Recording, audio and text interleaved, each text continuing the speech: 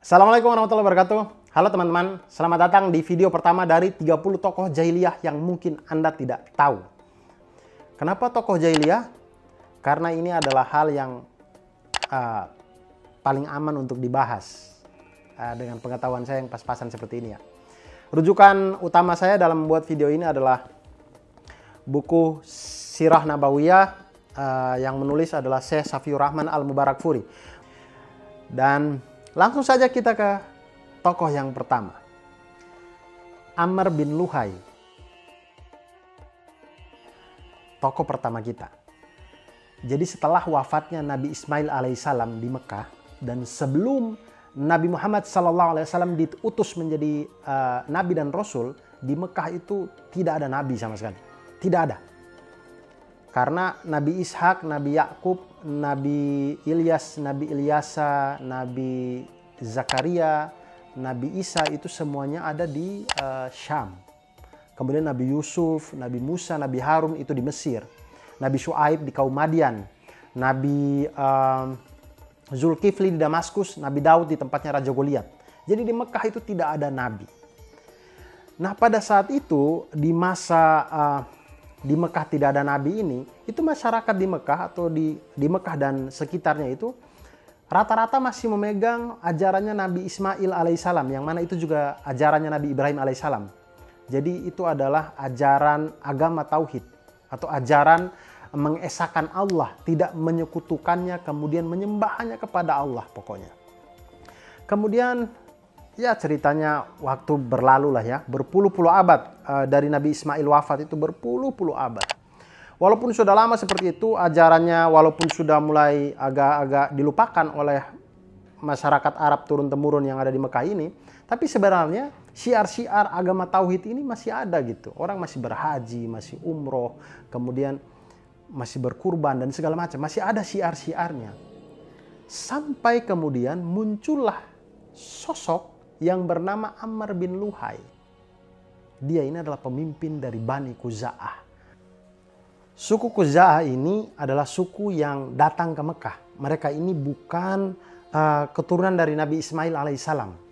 Jadi mereka datang ke Mekah, kemudian mereka memerangi suku Jurhum dari Bani Adnan. Suku Jurhum dari Bani Adnan ini adalah keturunan dari Nabi Ismail alaihissalam. Mereka memerangi itu, kemudian mereka menang. Kemudian mereka mengusir suku Jurhum dari Bani Adnan keluar dari Mekah. Dan akhirnya mereka menguasai Mekah itu selama 300 tahun. Sama seperti Belanda menguasai Indonesia pada waktu dulu itu. Jadi mereka menguasai selama itu. Nah, Amr bin Luhai ini adalah pemimpin dari Bani Khuza'ah. Dan dia ini hidup berbeda dengan masa Rasulullah SAW ya. Jadi dia hidup jauh sebelum Rasulullah SAW lahir dan ada di Mekah. Karena ketika Nabi Muhammad SAW lahir di Mekah itu, kepengurusan Ka'bah sudah berada di tangan suku Quraisy. Yang mana suku Quraisy ini adalah keturunan dari Nabi Ismail alaihissalam juga. Mereka keturunan dari Bani Adnan. Amr bin Luhai ini adalah orang yang suka berbuat baik. Dia gemar bersedekah, kemudian peduli dengan urusan-urusan agama. Masyarakat Mekah itu sampai menganggap dia itu ulama. Suatu ketika dia itu melakukan perjalanan ke Syam. Kemudian di Syam dia melihat masyarakat itu menyembah berhala di sana. Nah dia tuh kan tahu Syam ini negerinya para nabi. Maksudnya banyak nabi yang diutus turun di Syam gitu. Jadi ketika dia lihat masyarakat Syam menyembah berhala, dia berpikir bahwa wah kalau negeri Syam yang banyak nabi saja menyembah berhala, tentu ini ajaran yang benar. Akhirnya dia pulang ke Mekah dari Syam sambil membawa patung namanya Hubal. Sampai di Mekah dia taruh di Ka'bah, kemudian dia suruh atau dia minta orang-orang di Mekah itu untuk menyembah Hubal ini. Nah orang-orang yang sudah menganggap dia sebagai ulama itu langsung percaya kalau ini adalah ajaran yang baik. Akhirnya mereka semua atau rata-rata mereka semua itu menyembah berhala yang namanya Hubal ini. Ini sama seperti kalau kita main-main ke Brasil gitu, kemudian kita lihat anak-anak kecil di sana main bola di aspal. Kemudian kita berpikir, waduh, kalau Brasil yang ada Ronaldo, Ronaldinho, Rivaldo, Romario saja, anak kecil main bola di aspal, pasti ini hal yang benar. Akhirnya kita pulang ke Indonesia, bawa aspal Brasil. Sampai di sini semua lapangan kita aspal. Kalau perlu bolanya kita ganti jadi biji nikel. Nah ini kan namanya sesat, jahiliyah dalam sepak bola. Nah kurang lebih seperti itulah kondisi pada waktu itu. efek lebih jauhnya adalah di masyarakat kawasan Hijaz. Jadi Hijaz ini adalah kawasan barat dayanya semenanjung Arab. Jadi dia itu meliputi kota-kota Mekah, Madinah, Jeddah, kemudian Tabuk, ya, dan sekitarnya begitu.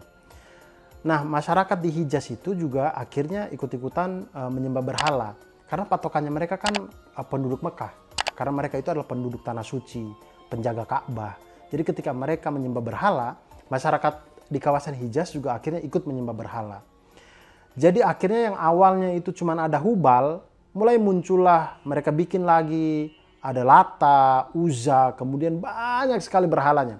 Nanti waktu penaklukan Mekah, waktu zaman Nabi Muhammad SAW itu, Ka'bah lagi. Berhala yang dihancurkan di sekitar Mekah itu kurang lebih ada 360 buah. Jadi kalau kita tawaf mengelilingi Ka'bah itu, setiap derajatnya itu ada berhala. Berhala banyak sekali. Dan karena berhalanya itu banyak sekali, pada setiap musim haji itu, Amr bin Luhai dan kawan-kawan ini itu bagi-bagi berhala atau kasih-kasih berhala ke jemaah haji. Jadi jemaah haji ini kan banyak dari pelosok-pelosok Arab kan, dari luar Mekah. Itu ketika pulang itu bawa berhala. Jadi dulu itu, kalau sekarang orang jemaah haji pulang itu bawa air zam-zam kurma. Dulu orang pergi haji, pulang-pulang itu bawa berhala.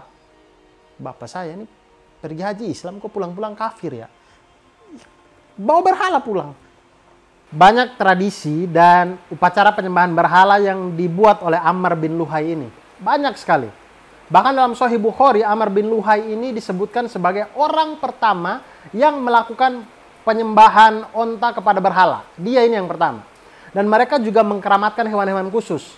Ada namanya Al-Bahirah, As-Sa'ibah, Al-Wasila, Al-Hami, dan lain sebagainya. Ini mereka ini ada yang onta, ada yang domba. Contoh misalkan Al-Wasila. Al-Wasila ini adalah domba betina yang mempunyai 5 anak kembar yang semuanya itu betina. Ini dikeramatkan sama mereka, digunakan untuk mendekatkan diri kepada Allah, disucikan. Lihatlah betapa jahiliyahnya mereka ya. Domba yang mempunyai 5 anak kembar. 5 anak kembar. Mungkin di zaman itu ada anak domba yang mukanya belalang. Inilah sedikit cerita tentang Amr bin Luhai. Semoga bermanfaat. Sampai jumpa di video-video berikutnya. Wassalamualaikum warahmatullahi wabarakatuh.